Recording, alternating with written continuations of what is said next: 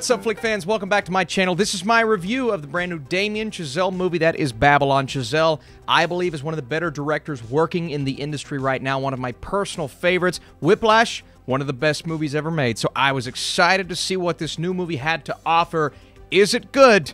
Well, let's talk about it. Babylon is described as a tale of outsized ambition and outrageous excess. It traces the rise and fall of multiple characters during an era of unbridled decadence and depravity in early Hollywood. What the heck does that mean? We're going to get into the story. This movie is rated R for strong and crude sexual content, graphic nudity, bloody violence, drug use, and pervasive language. If you're looking to take the family to this 3-hour picture, don't. It is not a movie for kids. This is one of the most sex-centric and graphic movies I've seen in years on the big screen. It's that Wolf of Wall Street feeling, except this takes it maybe a step further at times, but it doesn't quite go as hard with the curse words. Regardless, it is a film you're going to want to see if you are a bit older. Now, looking back at Damien Chazelle's work, I'm a massive fan of Whiplash, obviously. I loved La La Land when it came out. The funny thing, looking at the fact that Chazelle is bringing us Babylon, comparing it to La La Land, two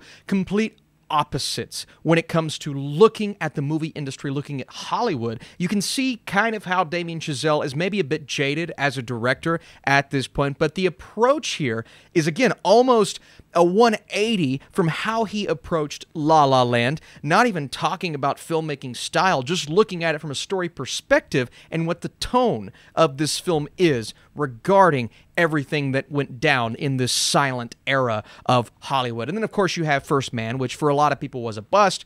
I found it to be a great theatrical experience, and that is probably what Babylon is going to be for a lot of people when you look at this from a technical standpoint. Usually I start with a story. We're going to have to designate some time for the story. I want to start with the cinematography, the production design, the costume design, all of those little categories at the Oscars that could potentially have Babylon in them. It's going to be in them. Editing, sound, score, Justin Hurwitz teaming up with Chazelle once again. That is a match made in heaven. Let me tell you, this score is on cloud nine throughout the entire movie. It's so memorable in moments. There are points where it kind of blends in with the story happening, but I don't know if the story would be as effective if you didn't have that incredible score in the background. It's as good as you want it to be, and Hurwitz is genuinely one of the best in the business. So on a technical level, this movie works oh so well. And I mentioned production design. That may be the best element of the film, because when we're going in and out of these movie sets and these huge mansions, and there's an underground portion of the film towards the end with Tobey Maguire's character. We'll talk about Tobey here in a little bit. That just kind of blew me away visually, even when the scenes were really dark and you could barely see what was going on. It still looked stunning. It's a stunning movie to look at. I also want to talk about the performances, and this movie is made through the spectacular cast. Obviously, a lot of that is the way that Chazelle handles his actors. Margot Robbie gives maybe the best performance in the entire film, one of the best of her career, and I see her getting in for Best Actress. I don't know if she's as big of a lock as some others, but she is just so good. Her character is willing to do things all throughout the movie that most people would not be willing to do because of the era and the situation that she's in, but that is made possible by Robbie's charisma and her charm throughout the entire film as well. Then you have Brad Pitt, who is really good as always. You know he's going to crush a role like this. It reminds me of what he did in Once Upon a Time in Hollywood. Maybe a lesser role here, because a lot of these characters are kind of taking a back seat to Diego Calva, who is really the only person in this movie that I can look at and care about as a human being. And there are also points to where he's doing some questionable things, but it's hard to get behind a lot of these characters. That is definitely strategic by Chazelle. But Diego brings an energy to Manny that I wasn't expecting, but I was so happy when I realized what this character was going to be. He's kind of the guy that we are following throughout. Even when he is not on screen, I always found myself kind of wanting to go back to him, and when he's filtering us information that we need to know, not necessarily on an expositional level, but trying to fill in the gaps, because there are a lot of gaps to this chaotic film. I thought he absolutely crushed it. I also hope he gets an Oscar nomination. I don't know if he's going to, but he should. What about Tobey Maguire? There are some other actors in here as well. I don't know who you've seen in the trailers and who you haven't, but you have seen Tobey. his role is small. His character is not in the movie all that long. So it may be a little disappointing for a lot of people hoping to see him, but he's good. He's bringing an insane amount of energy, a chaotic character at his core that I wasn't expecting. And his moment and that sequence of events that we get, also involving Diego Calva, is really entertaining. And I was, jaw on the floor, locked in during that entire sequence. It was really good. And this is when everything hits the fan, right? And that's not necessarily the case at the beginning of the movie, even though that frantic energy is present. And the pacing of this movie is going to keep people from complaining about the runtime for the most part. You're going to have a large crowd that doesn't love the fact that this movie is 3 hours. Do I believe it should have been 3 hours? Not necessarily. There's a lot of fat that could have been trimmed from this film, and there are numerous moments that are intended on making you exhausted as a viewer, mentally draining, and I think the best way to describe this story, especially from a pacing perspective, is chaotic. I mean, it is everywhere, and that is both a positive at points, but also a detriment to a viewer that is trying to get invested into one or two things when there are 5 or 6 things happening on screen and you continue to cut back and forth, and it felt like there was not really a narrative focus with this movie. And I understand the intentions of Chazelle with this film. We're exploring an era of Hollywood that is dark. We're following a large group of people at the beginning of the movie that are doing treacherous and ugly things. And there are lines that are said that will piss you off as a viewer. There are things that they do that obviously everyone is getting away with here, but the industry is trying to move forward. And people within the industry are trying to make changes that some are not happy about, yet others are willing to jump on board whenever they get the opportunity. And it's up to us to find out which characters that we're following, what side of the fence they fall on. And that is so intriguing, especially when you look at Robbie's character and kind of where she starts out and how she ends up, the process in which she gets there. And then the idea behind the script giving her the ability to kind of say, you know what, I've had enough. About 3/4 of the way through the movie, she gets a moment in a mansion where her character just kind of breaks because of what all has happened building up to this point. And that was really the showcase of acting that I was talking about. And she's absolutely phenomenal. But it's because this chaotic series of events that builds us up to that point.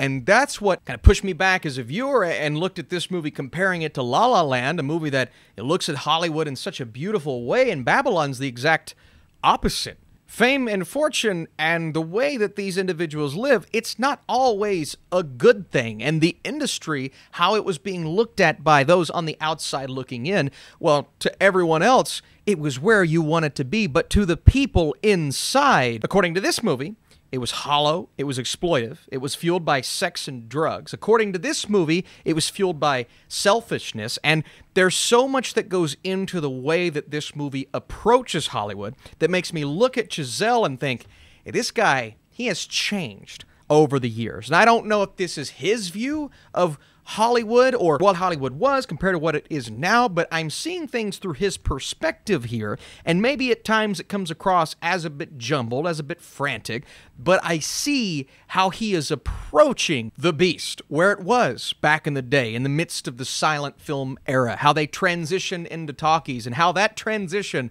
was not the smoothest for a lot of people. I think one of the best scenes in the movie takes place in the midst of that theater industry changing, and there is a scene where everything is going wrong on set of a shoot. You have doors opening and closing, letting light in, no air conditioning, cinematographers being hotboxed, mics spiking, going up and down, the director screaming and yelling, "Who the F just sneezed on my set?" And that change affected a lot of people in the industry, including our main characters, including the character that Brad Pitt plays, someone who gets to the level that he wants to be, but then begins to fade into obscurity because of all of the that he gets himself into, right? There's a lot of stuff that goes down in this movie that sets him on a path, and realizing that you're not as relevant as maybe you wanted to be or as you once were as an actor, that is someone who is going to become jaded over time, and we see that happen to pretty much each character in its own distinct way as we go throughout this film. And I don't want to get into the specifics of what they do or how those stories interlinked, but I say those stories talking a lot of stories in this movie. Robbie, Calva, Pitt. We're cutting back and forth, left and right, each of them going through a series of events that spawns into one or two subplots for each character, and that becomes, in my opinion, an overwhelming amount of stories, especially for audiences just going to see this movie because, oh, it's the guy who directed Whiplash. And I don't know if audiences are going to be ready for how much is in this movie, how lengthy this film feels at times, and the fact that it is just a look at how the industry changed over time, and because we spend so long in those moments, it does have a tendency to meander at times. It introduces a plot point. It kind of stretches that too thin at points, and there were a couple of subplots in here that just lost my interest. And not because they were terrible, but just because they weren't as... I wasn't as invested as I was over here when we look at this other more intriguing storyline where the film will spend 30 or 40 minutes not even thinking about coming back to it. And that was really disappointing. And again, the idea of not having a character to root for here. Because here's the dilemma I'm facing with this film. It's why my brain, one side is angry at the other. Because I really appreciate what Chazelle was trying to do here. It's a movie that I look at and I'm like, yes, I see the vision. I see the critique. I see what he was trying to point out and trying to consistently show us, especially in the beginning of the film, how dirty these things would actually get at these Hollywood parties, or how chaotic, right? But then the other side of me just wasn't as interested in the characters themselves. The performances, amazing. And I liked where Calva's character ended up. But everyone else, when a director decides to fit so many storylines in a movie like Babylon does, it just starts to lose its focus. And there is literally no focus in Babylon other than obviously stepping back and looking at the criticism of the industry during this time, but plot threads, storylines going from set to behind the scenes to a mansion to a party, back to set to someone's house to one character to the other. There was not a lot of flow within this story, and that compromised the pacing, that compromised my enjoyment. I wasn't as enthused with what this story was compared to maybe what I anticipated it to be, and I'm okay with the movie going past my expectations and doing something completely different, but I also have to feel like it all belongs together, and I just didn't really feel that way about Babylon, and that's what's stopping me from truly loving this movie, even on the level of Chazelle's other films. One more thing, it also has this dark comedy vibe to it, so I was actually laughing a lot more during this movie than I anticipated, which helped to elevate some of the moments that needed something like that. Before I give you my score, thanks for watching, thanks for letting me be honest. I didn't expect to have as many criticisms as I did. Again, one of my most anticipated of the year, maybe my number 1 or 2, but I appreciate you guys nonetheless. And today's phrase of the day is Peter Parker smiles. Be sure to comment that and confuse people. Babylon is as hectic and chaotic as one could imagine. Calva and Robbie are spectacular in this ambitious explosion of fast-paced madness. Chazelle's darker take on Hollywood in this era is fascinating, but he isn't always able to balance so many storylines happening at once. The movie is attempting to balance so much, and it may be too overstuffed for some. Regardless, this one is an experience, and it's one that I'm going to give right now, after one viewing, a 73%. Yes, I expected to like this movie more.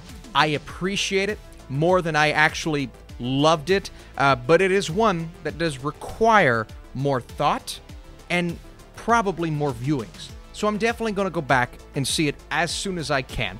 And I need to know what you guys think about Babylon. When you see it, come back, let me know. Also, are you excited for it? I guess I was a bit disappointed in the final result, but it is still a very well-made motion picture, and the ending definitely lets you know that. Thank you guys for watching. I'll see you soon.